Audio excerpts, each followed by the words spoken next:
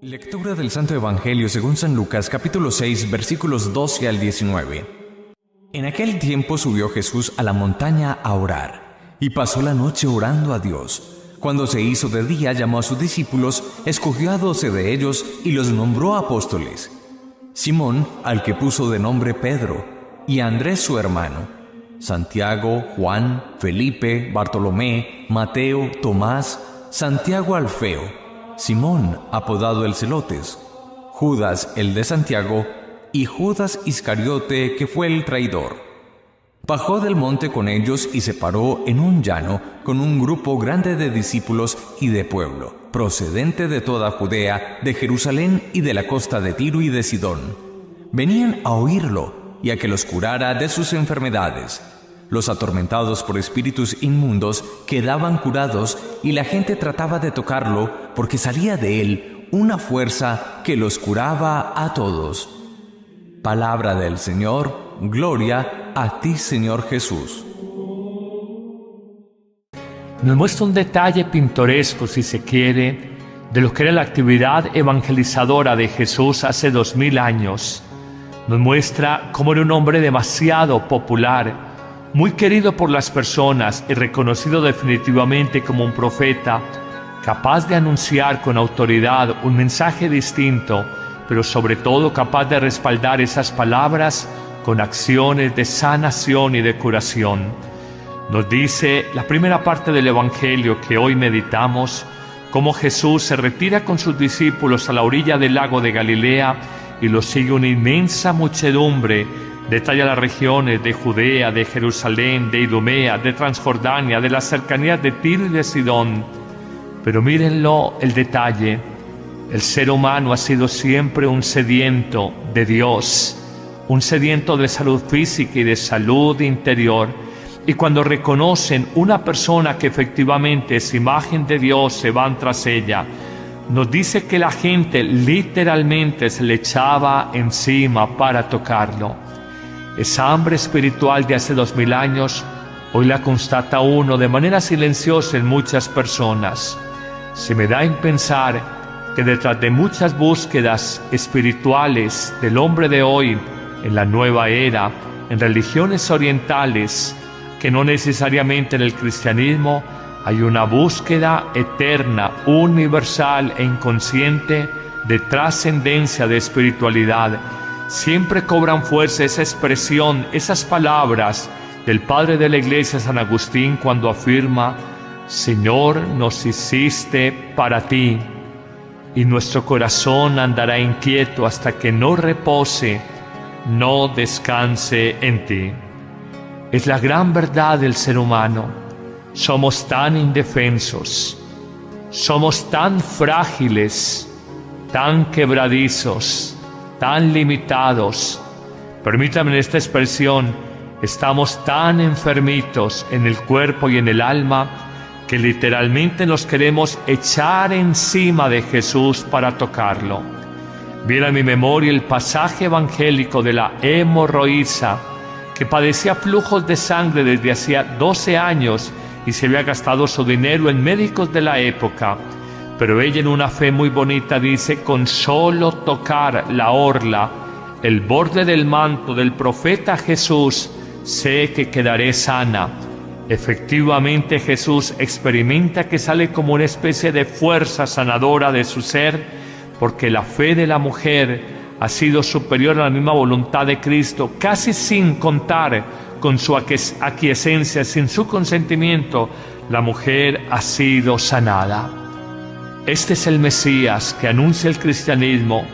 Este es el hombre del que se habla 2000 años después. Esta es la persona que partió la historia humana antes de él y después de él. Este es el pobre que ha enriquecido a muchos. Este es el obediente a Dios que nos enseña el camino de la libertad desde la obediencia. Este es el casto, el del amor puro, que nos enseña el sentido del auténtico amar a los hombres de nuestro tiempo. Este es el sanador por excelencia, al que la gente se le tiraba literalmente encima para ser curada, para ser sanada. Pero hay un segundo elemento, también si se quiere un poco pintoresco. nos habla de algunos enfermos que tenían espíritus inmundos, de alguna forma posesiones. Es paradójico y es contradictorio que los llamados hombres buenos de la época de Jesús, los fariseos, los conocedores de la ley de Dios, los escribas, los saduceos también de alguna forma, no reconocieran el profetismo y el señorío, la divinidad que había en la persona de Jesús. Y es paradójico, y es aquí la ironía, como una persona que tiene un espíritu inmundo, poseída por el maligno, es capaz de gritar: aléjate de mí, tú eres el Hijo de Dios. ¿Cómo reconocer a ese Cristo? ¿Cómo descubrir a ese Mesías? ¿Cómo valorar al que es el Hijo de Dios por parte de un poseso? Y aquellos hombres que se sentían buenos no fueron capaces de hacerlo. ¿Qué pasa con los hombres que se llaman de bien? ¿Qué pasa a veces con algunas autoridades o ministros religiosos en distintas iglesias del mundo de hoy, que tienen a Dios en sus labios pero no en su corazón? ¿Qué ocurre a veces con que personas que han vivido en el mal son capaces de reconocer más claramente la presencia, la vida, la acción de Dios en una persona concreta, en Jesús?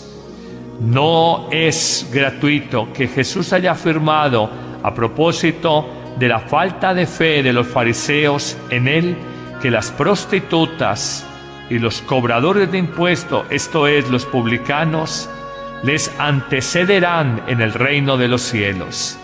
Es una gran verdad que a veces los pecadores, los equivocados, tienen mayor facilidad para reconocer a Jesús como el Hijo de Dios y a reconocer el mensaje cristiano. Señor, libéranos de las falsas seguridades religiosas. De alguna manera desnúdanos de esas falsas vestiduras que nos dan una seguridad de que nosotros creemos en Dios, lo anunciamos en nuestros labios, pero no lo tenemos verdaderamente en el corazón. ¿Cuántos hay? Y en el ministerio sacerdotal lo he comprobado, que son auténticos arrepentidos, que muy adoloridos, muy compungidos, empiezan una verdadera vida de metanoia, de conversión, de cambio profundo, y avanzan en hombros de gigante, a pasos inmensos, en santidad, en espiritualidad. Y en cambio las personas llamadas buenecitas, que a veces fueron de vida sacramental frecuente y de rezos frecuentes, siguen con los mismos vicios, los mismos resentimientos, la misma falta de misericordia de todas las personas y de todos los años. Jesús, gracias por enseñarnos este Evangelio. Precisamente en la elección del grupo de sus apóstoles, nos dice cómo Jesús busca el encuentro con Dios y sube a la montaña. No solamente en el Antiguo Testamento, sino también en el Nuevo, la montaña es siempre el lugar del encuentro con Dios. No solamente es un ascenso físico, permítame también la expresión, es un ascenso espiritual.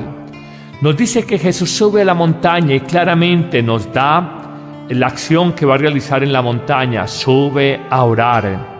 Es más, aclara el evangelista Lucas que pasó la noche orando a Dios.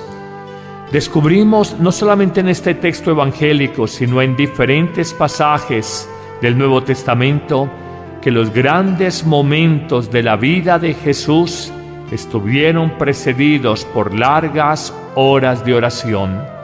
Encontramos, por ejemplo, que para iniciar su vida pública, Jesús en el desierto de Judea pasó 40 días y 40 noches en oración.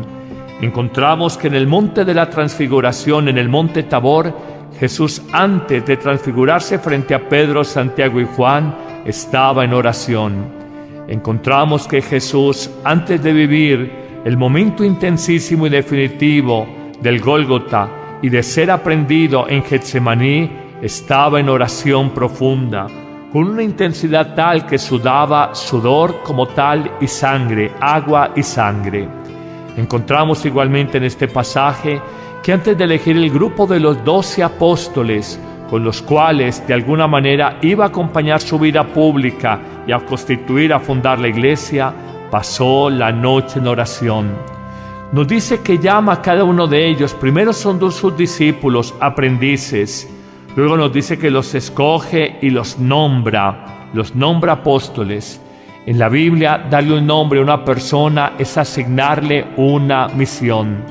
Cada uno de ellos venía a realizar una misión, la misión de entregar la vida con amor y por amor, como entregó la vida con grande amor y por amor a nosotros el Maestro Jesús.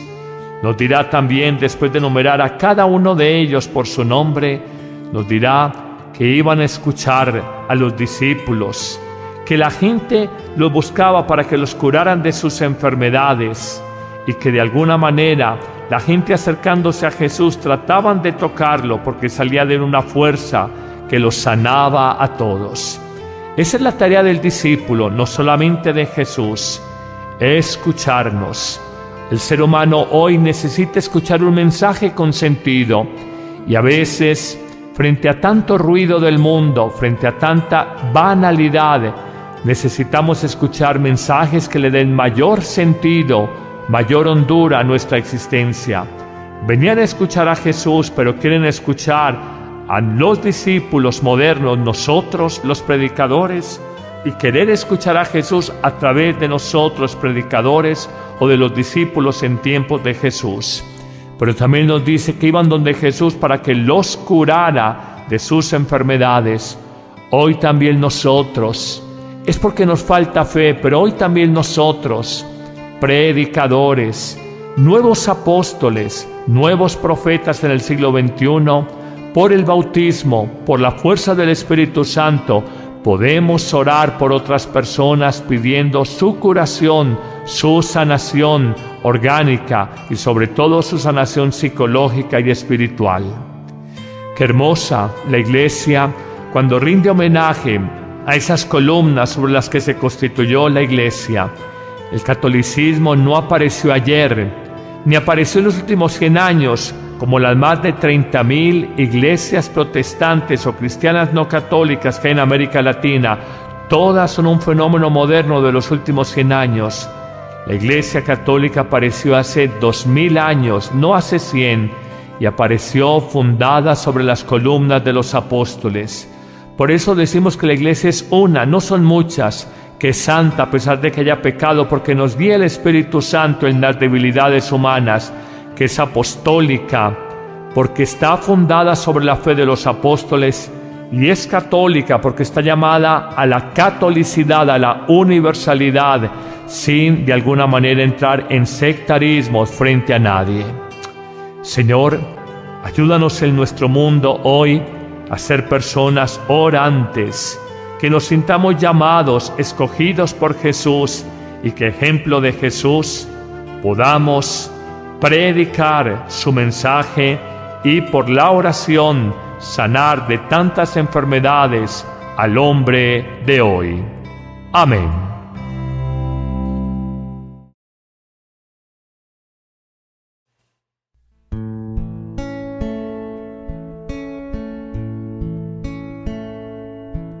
A ti que no tienes paz, que no ansías ser más que tus hermanos,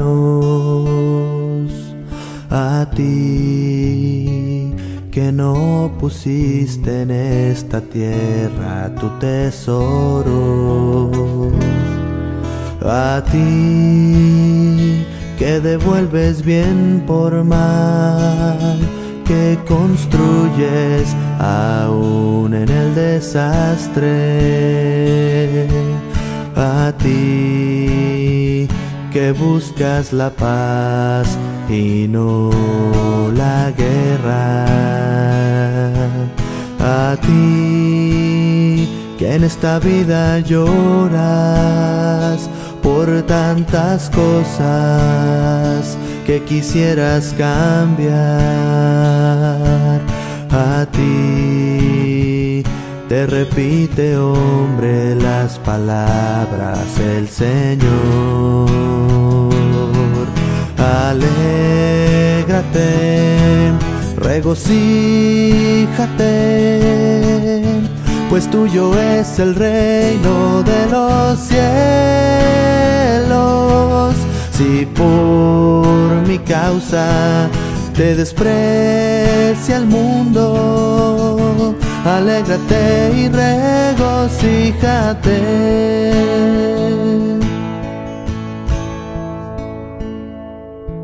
A ti que perdonas siempre a aquel que no lo merece,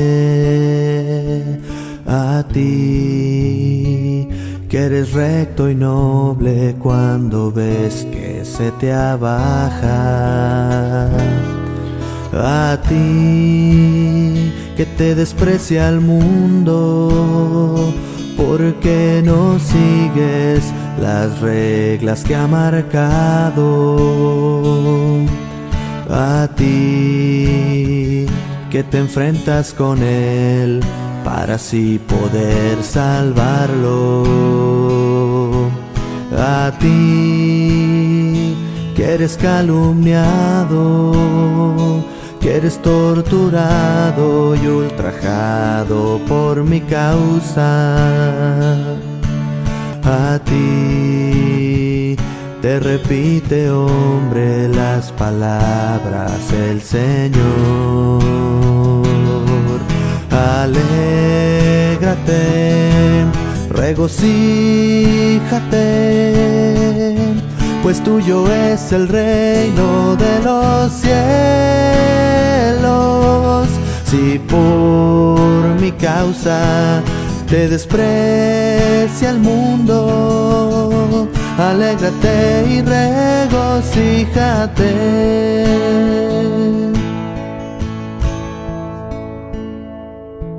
A ti que perdonas siempre a aquel que no lo merece,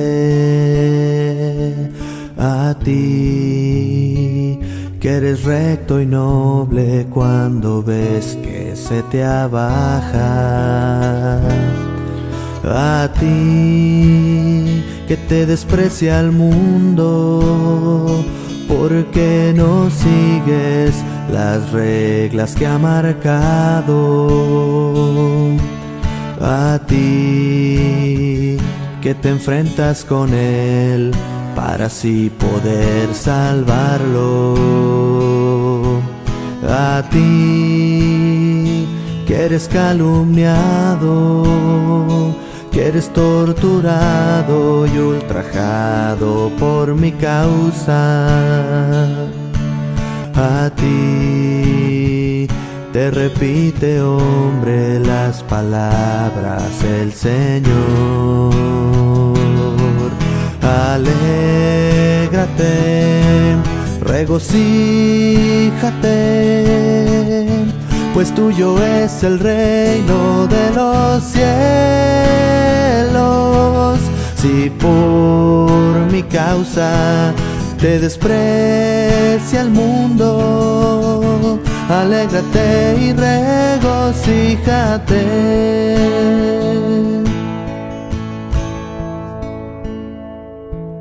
A ti que perdonas siempre a aquel que no lo merece, a ti que eres recto y noble cuando ves que se te abaja, a ti que te desprecia el mundo porque no sigues las reglas que ha marcado, a ti que te enfrentas con él para así poder salvarlo, a ti que eres calumniado, que eres torturado y ultrajado por mi causa, a ti te repite, hombre, las palabras el Señor. Alégrate, regocíjate, pues tuyo es el reino de los cielos.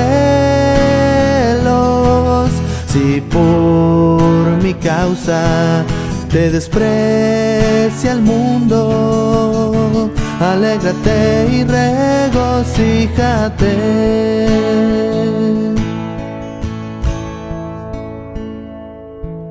A ti que perdonas siempre, a aquel que no lo merece,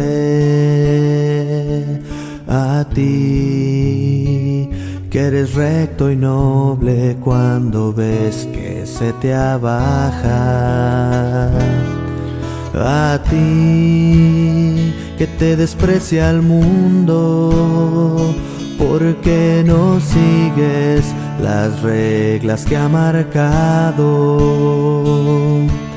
a ti que te enfrentas con él para así poder salvarlo,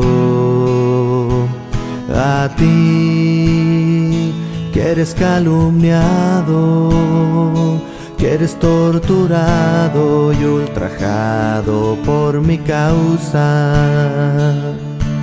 a ti te repite, hombre, las palabras el Señor. Alégrate, regocíjate, pues tuyo es el reino de los cielos. Si por mi causa te desprecia el mundo, alégrate y regocíjate. Alégrate y regocíjate. Alégrate y regocíjate.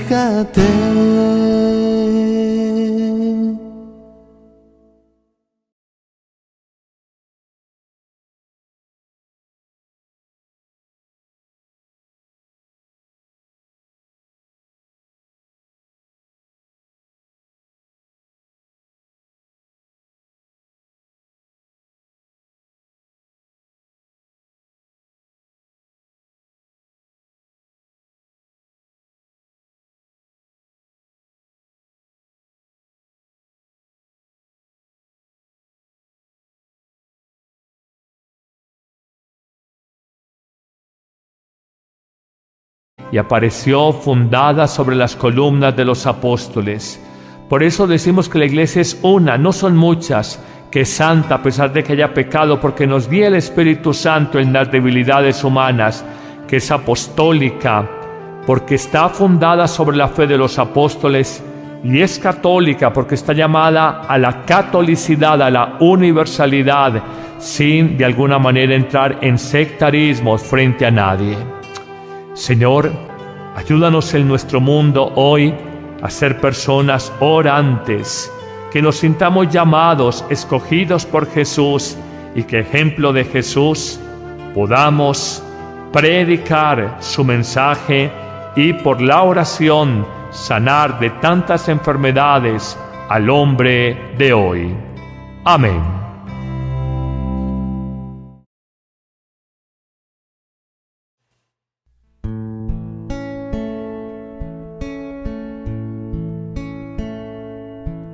A ti que no tienes paz,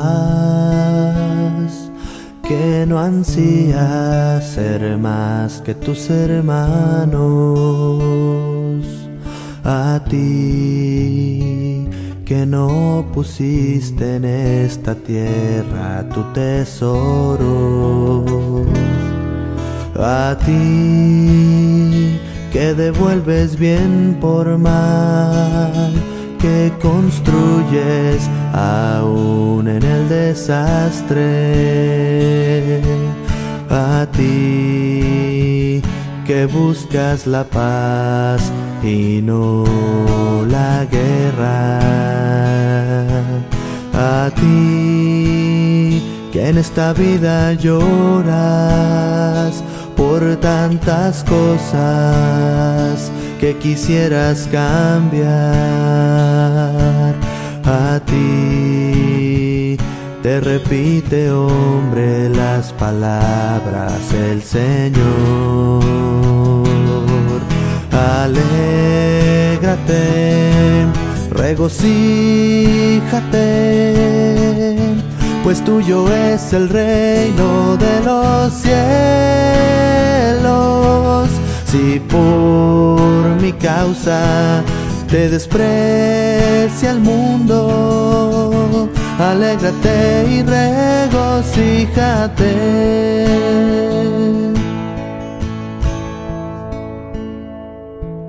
A ti que perdonas siempre a aquel que no lo merece. A ti que eres recto y noble cuando ves que se te abaja. A ti.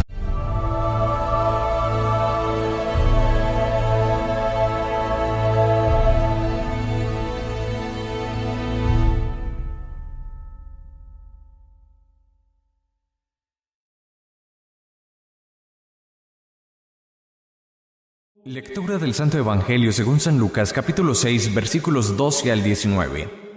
En aquel tiempo subió Jesús a la montaña a orar, y pasó la noche orando a Dios. Cuando se hizo de día, llamó a sus discípulos, escogió a 12 de ellos y los nombró apóstoles: Simón, al que puso de nombre Pedro, y a Andrés su hermano, Santiago, Juan, Felipe, Bartolomé, Mateo, Tomás, Santiago Alfeo, Simón, apodado el Celotes, Judas el de Santiago, y Judas Iscariote, que fue el traidor. Bajó del monte con ellos y se paró en un llano con un grupo grande de discípulos y de pueblo, procedente de toda Judea, de Jerusalén y de la costa de Tiro y de Sidón. Venían a oírlo y a que los curara de sus enfermedades. Los atormentados por espíritus inmundos quedaban curados y la gente trataba de tocarlo porque salía de él una fuerza que los curaba a todos. Palabra del Señor, gloria a ti, Señor Jesús. Nos muestra un detalle pintoresco, si se quiere, de lo que era la actividad evangelizadora de Jesús hace 2000 años. Nos muestra cómo era un hombre demasiado popular, muy querido por las personas y reconocido definitivamente como un profeta, capaz de anunciar con autoridad un mensaje distinto, pero sobre todo capaz de respaldar esas palabras con acciones de sanación y de curación. Nos dice la primera parte del Evangelio que hoy meditamos, cómo Jesús se retira con sus discípulos a la orilla del lago de Galilea y lo sigue una inmensa muchedumbre. Detalla las regiones de Judea, de Jerusalén, de Idumea, de Transjordania, de las cercanías de Tiro y de Sidón. Pero mírenlo el detalle. El ser humano ha sido siempre un sediento de Dios, un sediento de salud física y de salud interior. Y cuando reconocen una persona que efectivamente es imagen de Dios, se van tras ella. Nos dice que la gente literalmente se le echaba encima para tocarlo. Esa hambre espiritual de hace 2000 años, hoy la constata uno de manera silenciosa en muchas personas. Se me da en pensar que detrás de muchas búsquedas espirituales del hombre de hoy, en la nueva era, en religiones orientales, que no necesariamente en el cristianismo, hay una búsqueda eterna, universal e inconsciente de trascendencia, de espiritualidad. Siempre cobran fuerza esa expresión, esas palabras del padre de la iglesia, San Agustín, cuando afirma: iglesias del mundo de hoy que tienen a Dios en sus labios pero no en su corazón. Que ocurre a veces con que personas que han vivido en el mal son capaces de reconocer más claramente la presencia, la vida, la acción de Dios en una persona concreta, en Jesús. No es gratuito que Jesús haya afirmado a propósito de la falta de fe de los fariseos en él, que las prostitutas y los cobradores de impuestos, esto es, los publicanos, les antecederán en el reino de los cielos. Es una gran verdad que a veces los pecadores, los equivocados, tienen mayor facilidad para reconocer a Jesús como el Hijo de Dios y a reconocer el mensaje cristiano. Señor, libéranos de las falsas seguridades religiosas. De alguna manera, desnúdanos de esas falsas vestiduras que nos dan una seguridad de que nosotros creemos en Dios, lo anunciamos en nuestros labios, pero no lo tenemos verdaderamente en el corazón. ¿Cuántos hay? Y en el ministerio sacerdotal lo he comprobado, que son auténticos arrepentidos, que muy adoloridos, muy compungidos, empiezan una verdadera vida de metanoia, de conversión, de cambio profundo, y avanzan en hombros de gigante, a pasos inmensos, en santidad, en espiritualidad.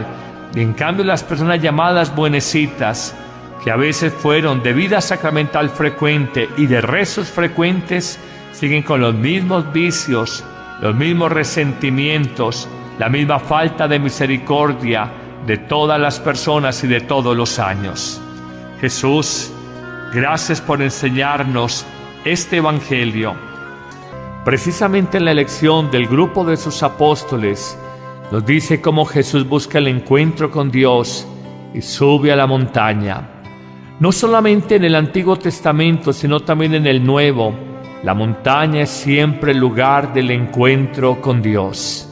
No solamente es un ascenso físico, permítame también la expresión, es un ascenso espiritual. Nos dice que Jesús sube a la montaña y claramente nos da la acción que va a realizar en la montaña, sube a orar. Es más, aclara el evangelista Lucas que pasó la noche orando a Dios. Descubrimos no solamente en este texto evangélico, sino en diferentes pasajes del Nuevo Testamento, que los grandes momentos de la vida de Jesús estuvieron precedidos por largas horas de oración. Encontramos, por ejemplo, que para iniciar su vida pública, Jesús en el desierto de Judea pasó 40 días y 40 noches en oración. Encontramos que en el monte de la transfiguración, en el Señor nos hiciste para ti, y nuestro corazón andará inquieto hasta que no repose, no descanse en ti. Es la gran verdad del ser humano. Somos tan indefensos, somos tan frágiles, tan quebradizos, tan limitados. Permítanme esta expresión, estamos tan enfermitos en el cuerpo y en el alma que literalmente nos queremos echar encima de Jesús para tocarlo. Viene a mi memoria el pasaje evangélico de la hemorroísa, que padecía flujos de sangre desde hacía 12 años y se había gastado su dinero en médicos de la época. Pero ella, en una fe muy bonita, dice: con solo tocar la orla, el borde del manto del profeta Jesús, sé que quedaré sana. Efectivamente, Jesús experimenta que sale como una especie de fuerza sanadora de su ser, porque la fe de la mujer ha sido superior a la misma voluntad de Cristo, casi sin contar con su aquiescencia, sin su consentimiento, la mujer ha sido sanada. Este es el Mesías que anuncia el cristianismo. Este es el hombre del que se habla 2000 años después. Esta es la persona que partió la historia humana antes de él y después de él. Este es el pobre que ha enriquecido a muchos. Este es el obediente a Dios que nos enseña el camino de la libertad desde la obediencia. Este es el casto, el del amor puro, que nos enseña el sentido del auténtico amar a los hombres de nuestro tiempo. Este es el sanador por excelencia, al que la gente se le tiraba literalmente encima para ser curada, para ser sanada. Pero hay un segundo elemento, también si se quiere un poco pintoresco. Nos habla de algunos enfermos que tenían espíritus inmundos, de alguna forma posesiones. Es paradójico y es contradictorio que los llamados hombres buenos de la época de Jesús, los fariseos, los conocedores de la ley de Dios, los escribas, los saduceos también de alguna forma no reconocieran el profetismo y el señorío, la divinidad que había en la persona de Jesús. Y es paradójico, y es aquí la ironía, como una persona que tiene un espíritu inmundo, poseída por el maligno, es capaz de gritar: aléjate de mí, tú eres el Hijo de Dios. ¿Cómo reconocer a ese Cristo? ¿Cómo descubrir a ese Mesías? ¿Cómo valorar al que es el Hijo de Dios por parte de un poseso? Y aquellos hombres que se sentían buenos no fueron capaces de hacerlo. ¿Qué pasa con los hombres que se llaman de bien? ¿Qué pasa a veces con algunas autoridades o ministros religiosos en distintas iglesias? Monte Tabor, Jesús, antes de transfigurarse frente a Pedro, Santiago y Juan, estaba en oración. Encontramos que Jesús, antes de vivir el momento intensísimo y definitivo del Gólgota y de ser aprendido en Getsemaní, estaba en oración profunda, con una intensidad tal que sudaba sudor como tal y sangre, agua y sangre. Encontramos igualmente en este pasaje que antes de elegir el grupo de los 12 apóstoles, con los cuales de alguna manera iba a acompañar su vida pública y a constituir, a fundar la iglesia, pasó la noche en oración. Nos dice que llama a cada uno de ellos. Primero son dos sus discípulos, aprendices. Luego nos dice que los escoge y los nombra apóstoles. En la Biblia, darle un nombre a una persona es asignarle una misión.